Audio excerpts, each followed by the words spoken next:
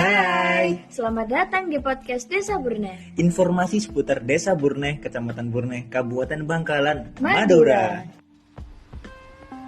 Pulau Madura, sebagaimana golongan etnik lain di Indonesia, komunitas di Pulau Madura juga memiliki identitas etnik mereka yang membedakan mereka dengan etnik lainnya. Ciri identitas etnik ini biasanya ditunjukkan dengan ciri yang terlihat nyata seperti bahasa, pakaian, makanan, dan lain sebagainya. Selain itu, terdapat ciri yang tidak terlihat berupa sistem nilai yang mereka anggap memiliki nilai dan menjadi acuan sebagian besar warga komunitas yang bersangkutan. Orang Madura memiliki bahasanya sendiri, yaitu bahasa Madura yang digunakan dalam kehidupan sehari-hari. Begitu juga dengan kondisi yang ada di Desa Burneh, Kecamatan Burneh, Kabupaten Bangkalan, yang mana mayoritas penduduknya menggunakan bahasa Madura sebagai bahasa komunikasi. Hanya sebagian kecil warga komunitas yang menggunakan bahasa Indonesia, terutama pada kantor pemerintahan, bahkan sebagian golongan usia tua tidak bisa berbahasa Indonesia. Bahasa Madura terkait erat dengan bahasa Jawa, yang termasuk keluarga bahasa Hesperanesian. Bahasa ini memiliki tingkat bahasa atau social level of speech sesuai dengan perbedaan status hubungan dari pemakainya. Bahasa itu adalah bahasa Enjeiya yang biasa digunakan antara sesama kawan akrab. Tingkat bahasa Engkipunten yang digunakan dalam situasi resmi, dalam situasi saling menghormati antara yang muda kepada yang lebih tua. Agama yang dianut oleh mayoritas warga Desa Burneh, Kecamatan Burneh adalah Islam. Pada hari-hari besar keagamaan seperti Idul Fitri dan Idul Adha, suasana sosial Pulau Madura khususnya di Kabupaten Bangkalan sangatlah ramai. Ini juga terjadi di wilayah Desa Burneh, Kecamatan Burneh. Hal ini disebabkan karena tradisi toron yang masih dipegang teguh oleh orang Madura yang ada di perantauan atau kota-kota besar lainnya untuk kembali ke desa masing-masing dalam rangka merayakan hari raya tersebut. Selain itu, contoh yang bisa kita lihat adalah peringatan Tahun Baru Hijriah dengan melakukan doa bersama di masjid dan musola-musola. Contoh yang lain adalah ketika menjelang Ramadan, masyarakat berbondong-bondong mendatangi kuburan atau makam orang tuanya maupun kerabat dan para leluhurnya untuk dibersihkan.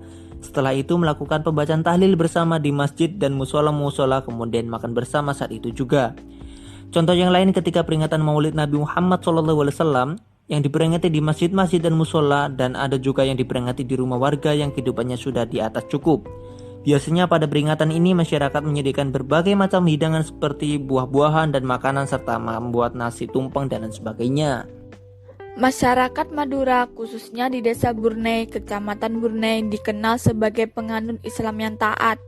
Hal ini mempengaruhi kehidupan orang Madura, yaitu nilai-nilai agama Islam yang melandasi setiap aspek kehidupan orang Madura, termasuk orang Desa Burneh, Kecamatan Burneh. Ini sesuai dengan ungkapan orang Madura, yaitu Bupa, Bu, Guru, Ratu, yang maksudnya dalam kehidupan orang Madura terdapat 3 komponen penting yang menjadi figur panutan, yaitu ayah, ibu, guru. Dalam hal ini merujuk pada figur kiai dan ulama, dan yang terakhir figur pemimpin formal birokrasi. Oleh karena itu, setiap gerak langkah masyarakat Desa Burneh, Kecamatan Burneh harus didasarkan pada simbolisasi ketiga komponen tersebut sesuai dengan makna yang dikandungnya. Masyarakat Madura, khususnya Desa Burneh, Kecamatan Burneh, menganggap keluarga merupakan hal yang sangat penting sebagai pondasi bagi suatu masyarakat dengan tatanan sosial yang harmonis. Hubungan sosial yang erat terjadi dalam kehidupan sehari-hari. Warga desa saling mengenal dan saling membantu satu sama lain. Hubungan antara warga menciptakan struktur sosial yang menempatkan kiai dan kepala desa sebagai pemimpin masyarakat. Kiai adalah pemimpin informal yang menjadi pemimpin pondok pesantren, sedangkan kepala desa adalah pemimpin formal yang mendapat legitimasi negara. Sejauh ini, hubungan antara pemimpin formal dan informal berjalan seimbang. Kepala desa melakukan tugasnya di bidang pemerintahan, sementara kiai lebih banyak berkecimpung di bidang keagamaan. Pola hubungan masyarakat masih kuat, yang terlihat dari kegiatan gotong royong. Beberapa contoh dapat disebutkan, misalnya masyarakat secara swadaya membangun jembatan dan fasilitas umum lainnya.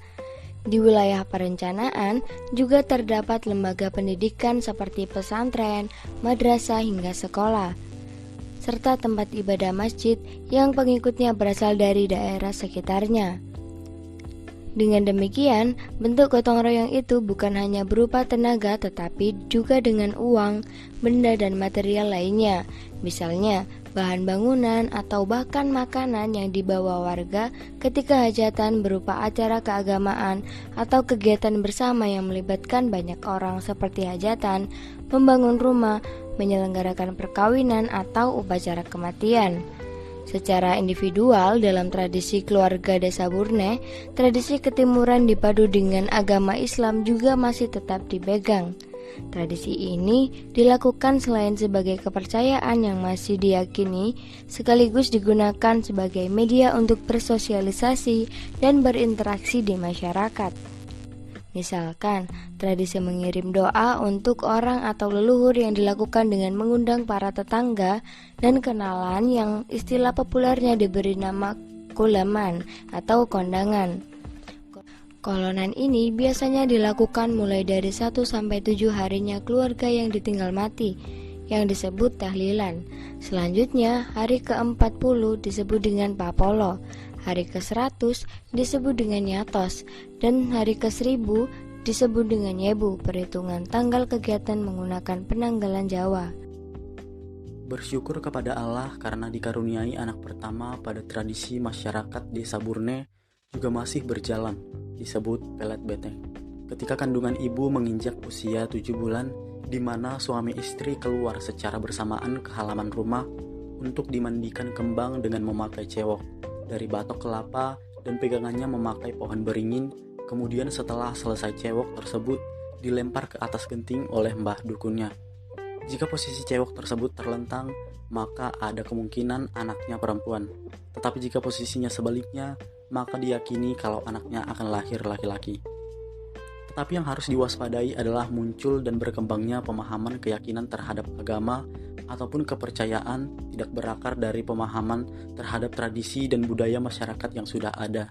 Hal ini mulai mengakibatkan munculnya kerenggangan sosial di masyarakat dan gesekan antara masyarakat. Meskipun begitu, sudah ada upaya untuk mengurangi gesekan yang ada di masyarakat dengan cara persuasif. Aspek pemberdayaan masyarakat, community empowering masyarakat lokal merupakan prioritas dalam pengembangan sosial budaya yang ada di masyarakat. Proses pemberdayaan masyarakat yang utama adalah mengembangkan dan mempertahankan setiap partisipasi masyarakat dalam proses pembangunan.